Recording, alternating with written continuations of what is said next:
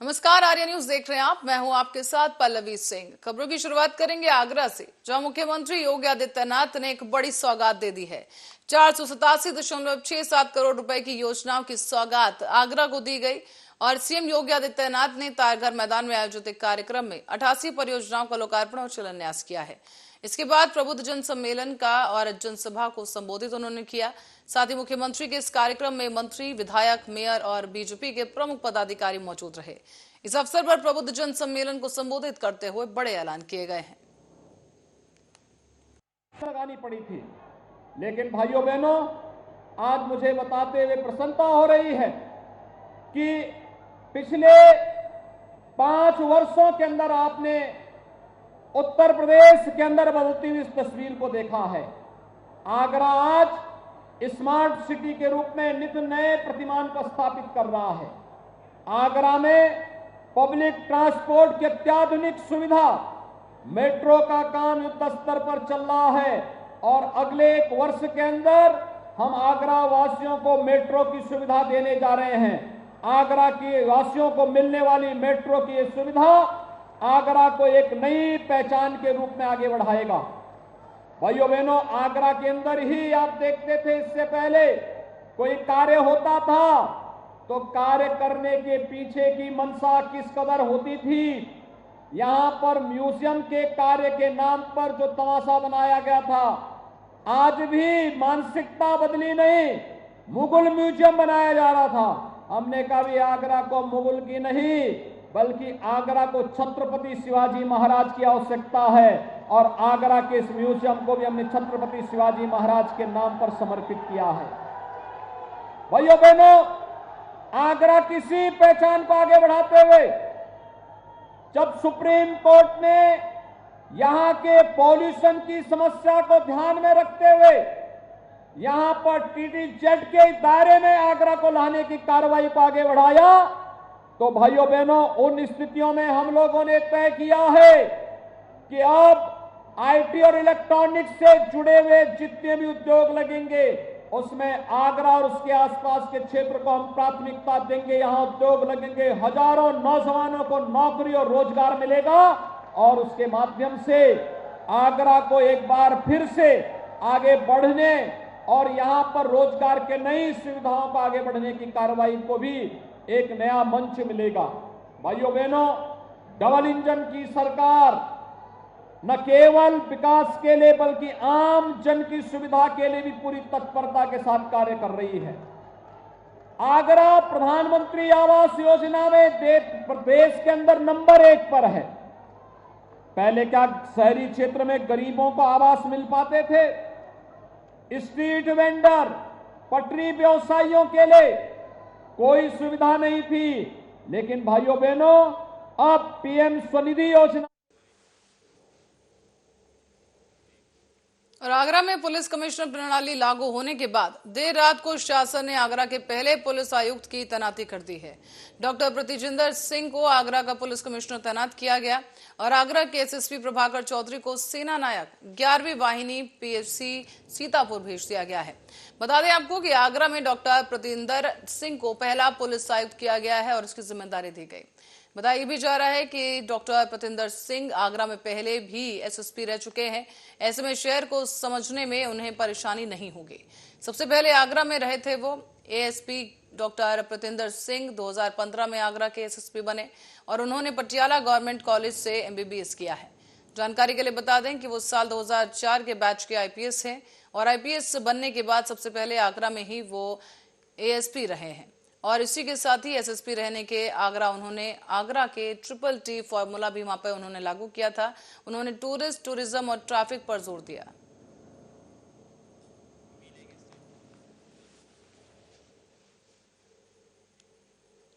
और जीएपी खाद न मिलने की वजह से किसान बेहद परेशान हैं। रोजाना सैकड़ों की संख्या में किसान आते हैं और रोजाना परेशान होते हैं। किसान रोज ही सरकारी समितियों के चक्कर लगा रहे हैं, लेकिन वहां उनकी सुनवाई करने वाला कोई नहीं है। लेकिन सरकारी समितियों में खाद न मिलने की वजह से मायूस होकर इन किसानों को घर वापस लौटना पड़ता है। समय से खाद न मिलने से गेहूं की बुआई में पहले ही देर हो चुकी है, लेकिन अगर अब और भी देर हुई और खाद नहीं मिली तो आने वाली फसल को नुकसान हो सकता है। किसानों का कहना है कि फसल हमारी खराब होगी और साथ ही साथ अर्थव्यवस्था भी बिगड़ेगी। रायबरेली के जो सहकारी समितियां हैं उन पर जो है खाद का टोटा है। सच्चाई ये है कि गेहूं अगर खाद समय से नहीं मिलेगी तो गेहूं की बुआई में देरी होगी और देरी होगी तो उसका खामियाजा निश्चित किसानों को भुगतना पड़ेगा, यानी फसल का नुकसान। हम इस समय रायबरेली जनपद के एक सहकारी समिति है, ये दिखिया की है। आप देख सकते हैं यहाँ पर जो है ये चैनल तो खुला है, लेकिन सच्चाई है कि यहाँ तक अभी जो है खाद नहीं पहुँच पाई है। किसान भी खाद के इंतजार में रोज आते हैं और लौट जाते हैं। हमारे साथ एक किसान है, इनसे जानते हैं। दादा क्या नाम है? राम बिहारी मिश्र। दादा आप ये बताइए कि अगर जो समय से खाद नहीं मिलेगी तो क्या क्या नुकसान होंगे? बुआई ठीक से नहीं हो पाएगी और पैदावार पर भी इसका असर पड़ेगा, और समय से जब खेती नहीं बोई जाएगी तो किसान लोगों के लिए बड़ी दिक्कतें आ जाएंगी। दादा सरकार तो ये कह रही है कि खाद जो है पर्याप्त मात्रा में उपलब्ध है। हाँ, सरकार कह रही है, लेकिन अभी समितियों में कोई खाद पहुंची नहीं है। किसान रोज चक्कर लगाते रहते हैं, लेकिन कोई एक बोरी खाद नहीं मिल रही। अच्छा बाबा ये बताइए कि कितने दिनों से आप खाद के लिए इस जो सहकारी समिति यहाँ चक्कर लगा रहे हैं? करीब 10-12-15 दिन हो गए हैं लगभग। यहाँ आते जाते हैं, पता लगाते हैं, अभी खाद की व्यवस्था हो नहीं पा रही। तो क्या सरकार से क्या मांग करते हैं? शासन को चाहिए कि हमारी सरकार को चाहिए कि जल्दी से जल्दी समितियों में खाद उपलब्ध करावे। तो यहाँ के किसानों की मांग है कि जल्दी से जल्द अगर जो है इनको डीएपी खाद न उपलब्ध कराई गई तो इसका खामियाजा हम लोगों को भुगतना पड़ेगा। अगर जो गेहूं की बुआई समय से न हुई तो काटने में देरी होती है, उसके बाद अन्य जो समस्याएं आती हैं उससे किसानों को दो चार होना पड़ता है। लेकिन हकीकत यह है रायबरेली जनपद में 150 से अधिक जो है वो सहकारी समितियाँ हैं, लेकिन अभी किसी भी समिति में भी खाद की उपलब्धता नहीं पाई गई, जिसको लेकर किसानों की तरफ से देखा जाए तो एक आक्रोश भी देखने को मिल रहा है और सरकार से वे गुहार भी लगा रहे हैं कि जल्द जो है हम लोगों को खाद दिलाई जाए ताकि समय पर फसल की बुआई कर सकें। कैमरामैन विपिन के साथ ओम शंकर शुक्ला, आर्या न्यूज, रायबरेली। और अयोध्या के रुख करेंगे, जहां डीएम नीतीश कुमार अयोध्या में आज व्यापारियों से उन्हीं की दुकानों पर जाकर उन्होंने मुलाकात की है। व्यापारियों की समस्याओं का यहां पर निराकरण कराने का आश्वासन दिया गया। बताते चले कि नया घाट से लेकर फैजाबाद के आनंदगंज तक रामपथ सड़क का निर्माण होना है। ऐसे में व्यापारियों को संतुष्ट करना जरूरी है, क्योंकि वो लोग 2 दिन से दुकानें बंद करके विरोध कर रहे हैं।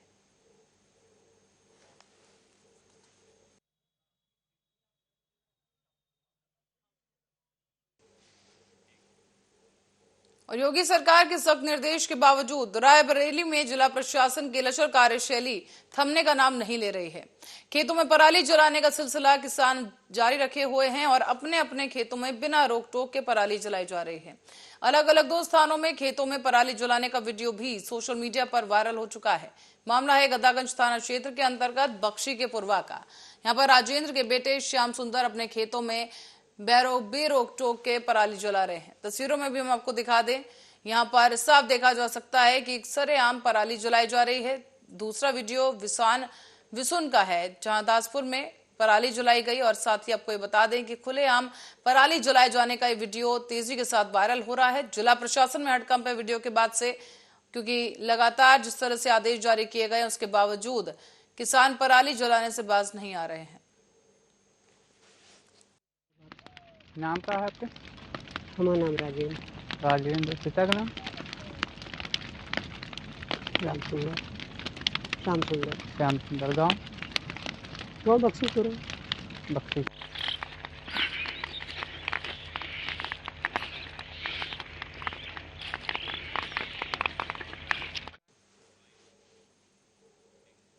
रायबरेली में जिलाधिकारी प्रयागराज संजय खत्री की कार में मारुति वैन ने पीछे से टक्कर मार दी है। टक्कर लगने की वजह से ड्राइवर और गनर को चोट आई।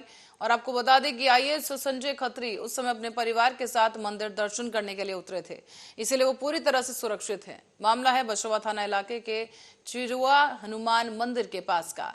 यहाँ लखनऊ से प्रयागराज जा रहे संजय खत्री चरुआ मंदिर पर दर्शन के लिए रुके और बताया जा रहा है कि वाहन मंदिर के बाहर ही लखनऊ प्रयागराज मार्ग के किनारे खड़ा हुआ था। तभी इस दौरान लखनऊ की ओर से आ रही एक वैन ने वाहन में पीछे से टक्कर मार दी है। बछरावा से एक अजय नाम का व्यक्ति 40 जिसकी उम्र लगभग 40 वर्ष है, घायल अवस्था में आया है। एक्सीडेंट की होकर के उसका प्राथमिक उपचार करके भर्ती कर दिया गया है। मुंबई में राज ठाकरे की पार्टी महाराष्ट्र नवनिर्माण सेना यानी मनसे एक बार फिर से एक्शन मोड में आ गई है।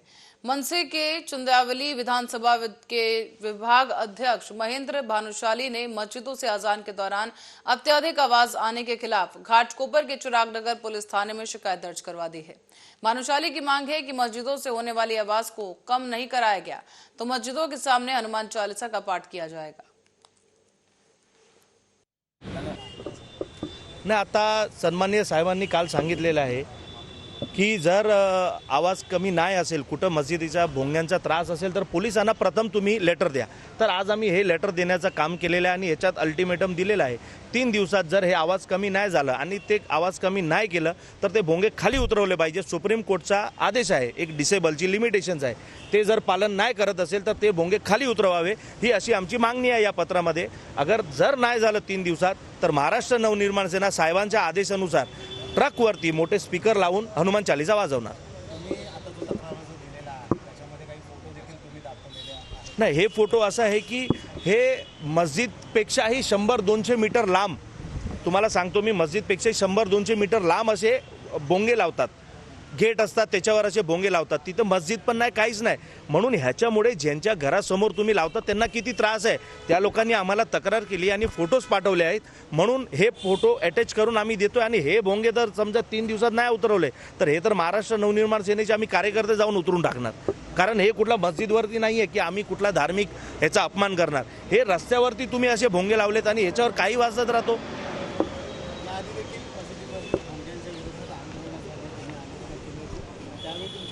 कारवाई देखील करण्यात आली होती। आता देखील ज्या वेळेला अशा प्रकारचे तुमची आंदोलनं असणार त्यावेळी देखील कारवाई होईल, केसेस दाखल होतील, काय वाटतं? आता बघा, त्यावेळी उद्धव सरकार होती, त्यांना आमच्यावरती केसेस करायचेच होते। आता ही सरकार शिंदे सरकार आहे, ईडी सरकार आहे म्हणतात, एकनाथ शिंदे साहेब आणि देवेंद्र फडणवीस साहेबांची सरकार आहे। त्यावेळी उद्धव साहेबांनी याच्यावर कुठलाही निर्णय घेतला नव्हता भोंग्यांवर। तर आमची आपल्या मार्फतून रिक्वेस्ट आहे, त्यांना विनंती करत आहोत की आपण आता या विषयावर लक्ष द्यावे आणि ह्या भोंग्यांचा जो विषय आहे ह्याचा निकाल करावा आणि हे भोंगे खाली उतरावेत, आमचं म्हणणं एवढं। आणि केसेस तर पोलिसांचं काम आहे केसेस करणं, जर त्यांना वाटलं की आमच्यावर केसेस करायचेच आहे तर त्यांना कोण थांबवणार आहे, पण आमची यांना मुंबई की दहिसर पुलिस स्टेशन ने करीब 17 विदेशी अभिनेता और अभिनेत्रियों के खिलाफ एफआईआर दर्ज की है। इसमें 10 महिलाएं हैं और 7 पुरुष शामिल हैं। पुलिस ने बताया कि ये लोग विदेश से टूरिस्ट वीजा लेकर मुंबई आए थे और अब वेब सीरीज की शूटिंग कर रहे थे, जिस दौरान इन पर एफआईआर की गई और अब आगे की कार्रवाई की जा रही है। दहिसर पुलिस स्टेशन में द फॉरेनर्स एक्ट 1946 के अनुसार एक गुना दाखिल किया गया है, जिसमें वेब सीरीज के काम करने के लिए 10 महिलाएं और 7 पुरुष जो फॉरेनर्स है वो यहाँ पे आए थे। उनके पास टूरिस्ट वीज़ा था और वो इसमें काम कर रहे थे, जिसमें वीज़ा के जो नियम है, जो कानून है, उसका उल्लंघन हुआ है। तो इसके बारे में जो सीनियर पीआई दहिसर और क्राइम पीआई दहिसर है, उन्होंने इसकी तहकीकात की है और रेलवे में नौकरी दिलाने के नाम पर सैकड़ों बच्चों के साथ ठगी की गई है। लाखों का चूना लगाने वाले इस आरोपी को दहिसर पुलिस ने गिरफ्तार किया है। कांदीवली एकता नगर से इस अपराधी को गिरफ्तार किया गया। इस पकड़े गए आरोपी के पास से रेलवे के नाम का बनावटी लेटर हेड और ज्वाइनिंग लेटर की डुप्लीकेट कॉपी जब्त की गई है। इस मामले में आरोपी के दूसरे साथी को भी पुलिस ने अब गिरफ्तार कर लिया है। 25 मई 2022 को दहिसर पुलिस स्टेशन में ये गुना दाखिल हुआ है, जिसमें अभी 2 आरोपियों को अटक किया गया है। आरोपी जो है वो लोगों को बताते थे कि उनका जो बेटा है उसको रेलवे में नौकरी दिलवाई है और इसी प्रकार से आपके बच्चों को भी दिलवाई जाएगी। और उन्होंने ऐसे करके 95 टू जो 100 लोग हैं उनको इसमें उन्होंने फंसाया है। उनसे करीब 60 से 70 लाख रुपए की जो अमाउंट है वो ले चुके हैं। अभी इसमें 2 आरोपी अटक है, जिनका जो पुलिस कोठड़ी है वो। बढ़ते अगली खबर की ओर, भाईदर खाड़ी में रेलवे पुल से एक व्यक्ति ने छलांग लगा दी है और समुद्र में कूदकर इस शख्स ने आत्महत्या करने की कोशिश की। प्रदीप उदयराज उपाध्याय नाम का ये आदमी है जिसने आत्महत्या करने की कोशिश की और बताया जा रहा है कि मीरा भाईदर पुलिस आयुक्तालय की पुलिस ने इस शख्स को समय रहते बचा लिया है।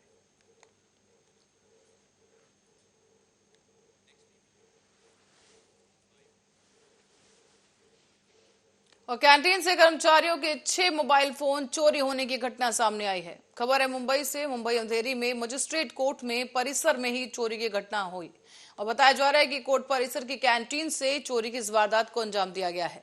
चोरी की इस घटना के सामने आने के बाद कार्रवाई की जा रही है। दरअसल आपको बताते चलें कि कर्मचारी सो रहे थे और इसी दौरान चोरों ने 6 मोबाइल फोन चोरी कर लिए। इससे सुरक्षा व्यवस्था को लेकर बड़े सवाल खड़े हो गए हैं। तस्वीर भी आपको दिखा दें। सीसीटीवी की तस्वीरों में साफ कैद हुआ है कि एक शख्स यहां पर दाखिल होता है और जो कर्मचारी वहां पर सो रहे हैं उनके मोबाइल फोन लेकर वहां से फरार हो जाता है।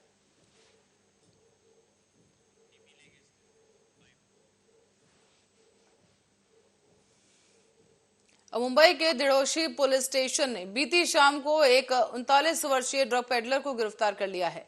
इस पेडलर के पास से 20 लाख के ड्रग्स बरामद किए गए और आरोपी को कोर्ट में पेश किया गया है, जहां कोर्ट ने 1 दिसंबर तक पुलिस कस्टडी में इस आरोपी को भेज दिया है। दरअसल दिड़ोशी पुलिस को गुप्त जानकारी मिली थी कि गोरेगांव इलाके में स्थित संतोष नगर में एक पेडलर ड्रग्स बेचने के लिए आने वाला है। इसके बाद आरोपी को जाल बिछाकर पकड़ा गया है और आरोपी के पास से MD ड्रग्स बरामद किए गए। आरोपी से ड्रग्स को बरामद कर लिया गया है। साथ ही इस आरोपी का कहना है कि ये किसी को सप्लाई करने वाला था, जिसकी जांच अब की जा रही है। 26/11/2022 को 83 ग्राम ऑफ MD का जो कार्रवाई हुआ है वो दिंडोशी पुलिस स्टेशन ने किया है, जिसमें सीनियर PI जीवन खरात, PI शिंदे और API राउत इनके पथक ने ये कार्रवाई की है। जो ये ड्रग्स पकड़ा है उसमें उसकी जो वैल्यू है वो है 20,50,000 और उसमें एक आरोपी को अटक किया गया है। ये ड्रग्स कहाँ सप्लाई करने वाला था मेरे? मुंबई के मुरर स्टेशन पर कल देर रात को करीब 25 से 30 मिनट तक के लिए बत्ती गुल हो गई। बताया जा रहा है कि गत सालों में ऐसा कभी नहीं हुआ है कि मुंबई के लोकल स्टेशन पर इतने लंबे समय तक के लिए बिजली कटी हो। अब बिजली कटने से लोकल ट्रेन में चढ़ते समय दुर्घटना होने की भी संभावना बनी रही।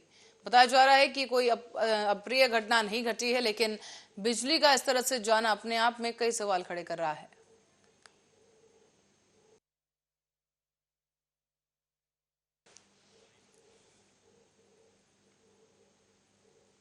बुल्डाना की ओर करेंगे, जहां से खबर है कि किसानों के साथ धोखाधड़ी करने वाली बीमा कंपनियों के करीब 13 तालुका कोऑर्डिनेटर के खिलाफ मामला दर्ज किया गया है। ये प्रक्रिया पुलिस ने जारी कर दी है और बुल्डाना जिले में किसानों ने फसल खराब होने पर जितनी रकम का बीमा कराया था उतनी रकम संबंधित किसानों को बीमा कंपनी ने नहीं दी और इसी को लेकर मामला दर्ज किया गया है। किसान नेता रविकांत तुपकर ने जिला कृषि अधीक्षक कार्यालय के सामने आंदोलन किया।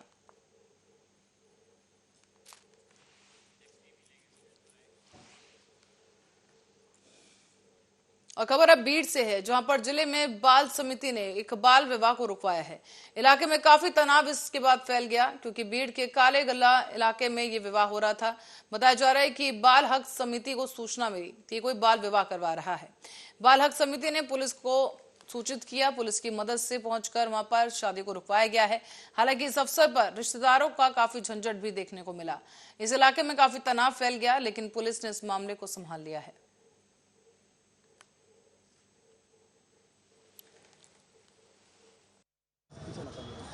या मुलीचं वय 17 वर्ष आहे आणि आज 2 दिवसापूर्वी समितीला माहिती मिळाली की बालविवाह होणार आहे। मग समितीने ज्या काही NGO याच्यावर काम करतात त्यांनी सांगितलं की या बालविवाहाच्या बाबतीमध्ये आपण खात्री करून हा बालविवाह थांबवा।